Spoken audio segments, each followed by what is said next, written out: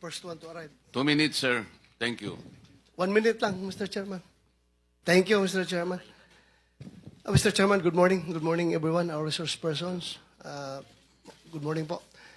I just would like to quote the very famous impression made by our majority leader, Senator Joel Villanueva, that according to him, na kung itong ating flood control funds, no, pondo that dedicated to flood control, divided by the number of days in 1 year, which is 365 days, it will amount to 1 billion pesos per day government expenditure dedicated to flood control projects only. So, sa ordinaryong tao, pag ito'y kanilang narinig, eh talagang lalong-lalo na, including me, at lalong-lalo na yung mga taong kasalukuyang nabibiktima sa mga baha. Iniisip nila na sana yung 1 billion a day na yan, binigay na lang yan sa amin at kami na ang gumagawa ng flood control dito sa aming lugar para ma-mitigate yung sitwasyon na ito. But anyway, we are not entirely blaming everything to the projects. Meron tayong, we have a plethora of reasons bakit nangyayari ito. Meron tayong climate change, meron tayong sinasabing yung reclamation and other reasons. Pero yun nga, sa ordinaryong tao, kailangan maklaro natin ito. Kaya ako, personally, for myself, and I hope the chairman and the rest of the members of this committee would share with me in my quest na sana, during this hearing, ma-establish talaga natin ito for the benefit of our people na nanonood ngayon. Number one, these are not ghost projects. Number two, sana itong mga project na ito ay hindi ito yung quasi-physical and quasi-spiritual. Meaning yung project na sinimulan lang pakilang tao, then afterwards, pinabayaan, wala nang nangyari. At kung number three, kung ito ay talagang ang estado nito mga proyekto na ito ay fully implemented, physically implemented, did it serve its purpose? Bakit patuloy pa rin yung baha? So, yun po mga Mr. Chairman, ang gusto nating malaman today, and I hope that all our resource persons would cooperate 100% in this Senate investigation. Because itong mga aming committee ng Blue Ribbon Committee, we are not witch hunters here. We are not ghostbusters. We are truth seekers. So in our quest for the truth, sana you play a very vital role para makamit natin ang katotohanan dito para sa ating inang bayan. Maraming salamat, Mr. Chairman. Thank you. Thank you for your 2.5 minutes, Senator Bato. Following the order of arrival, I will call on Senator Rapi Tulfo for his 2 minutes. Maraming salamat, Mr. Chair. Ako po ay magbibigay ng senaryo kung paano po mahilentulad sa karneng baka sa palengke ang ilang bilyones na napupunta sa flood control. At kung paano po ito kinakatay, china-chop-chop, at niluluto. Nagsisimula po yan sa isang proponent na kung saan ay kakatay po siya ng, say, 20 billion pesos mula sa NEP, BICAM, and ang program appropriation. Now, itong proponent na ito ay dadalhin niya ang 20 billion na nakatay niya doon sa mga nabanggit ko, NEP, BICAM, and program sa Region 4B.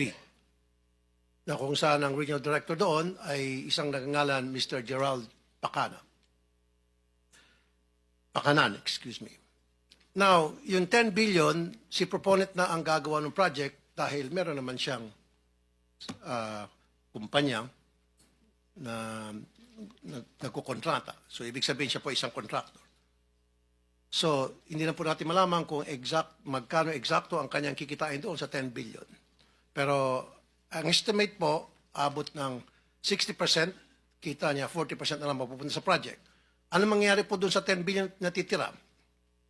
Siyempre, kukunin po yun ni Mr. Pakanan.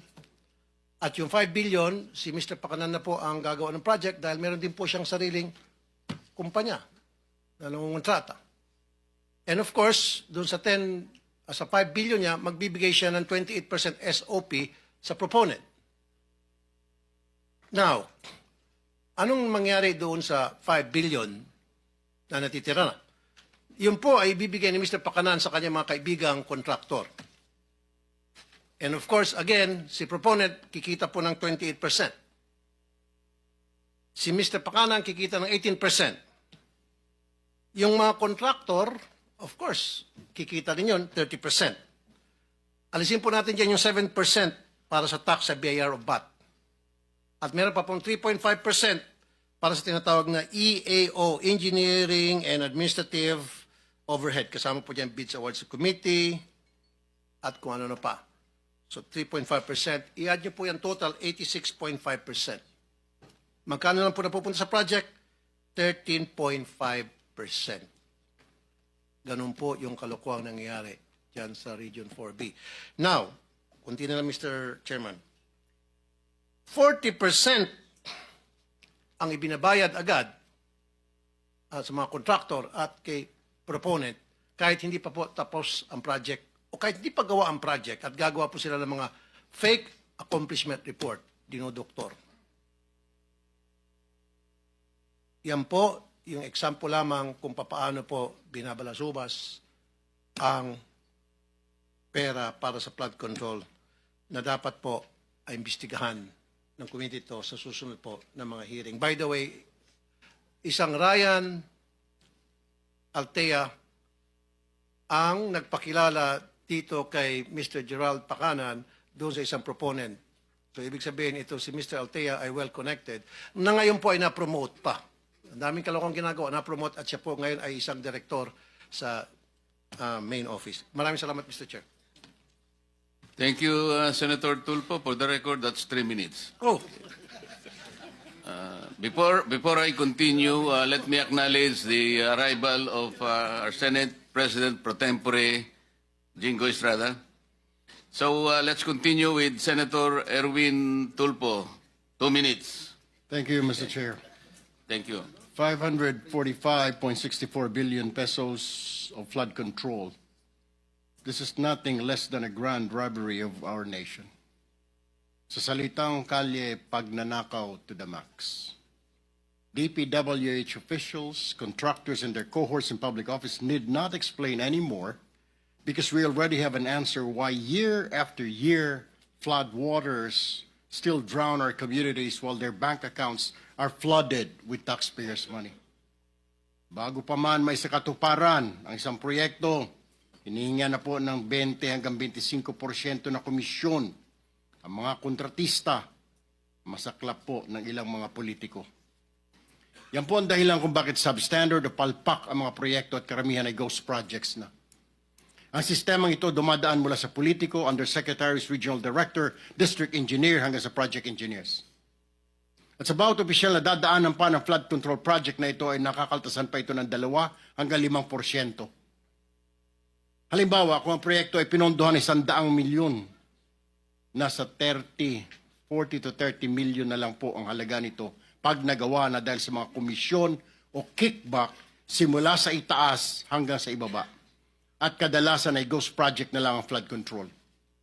Let me ask, sino-sino ang kumita habang libu-libong Pilipino ang nalulunod sa baha? Mr. Chair, we cannot hide behind technicalities anymore. Names must be named, heads must roll. The Filipino people are tired of endless excuses and lies while corruption continues to thrive. Ilan sa mga government projects ng DPWH ay sila mismo ang gumagawa o tumitira nito na kung tawagin nila ay in-house construction. At ang resulta ng in-house construction na ito ay ghost projects nga. Ilang kasi sa mga opisyal dyan ay mga kontratista o di kaya mga construction company. Ito ang dahilan kung bakit napakaraming mga bilyonaryo at bilyonarya sa DPWH na nagmamayari ng eroplano, daan-daang milyong halaga ng mansyon sa mamahaling subdivision sa Metro Manila. May kasama pa pong kasino. At kapag natalo sa kasino o sa sabong, hindi niya nararamdaman kahit milyon ang talo. This committee, Mr. Chair, must not only expose the truth, but also ensure that those guilty are punished, whether they are past or present officials, contractors or protectors in higher office. Kung may nakinabang dito, hindi po ang bayan, kundi ang mga magnanakaw sa pamahalaan. And today, this Blue Ribbon Committee, Mr. Chair, shall make sure that this is the day of reckoning. Tamaan na po ang tamaan, kaibigan, kasamahan, kamag-anak o matataas na opisyal. Justice must be served. Maraming salamat, Mr. Chair. Thank you, Senator Erwin. Sabi mo, names must be named. Sana sinabi mo na yung mga pangalan ng mga politiko eh. Pero may oras ka pa naman, maya-maya ng konti. Kung may listahan ka dyan, banggitin na natin lahat ang mga dapat banggitin.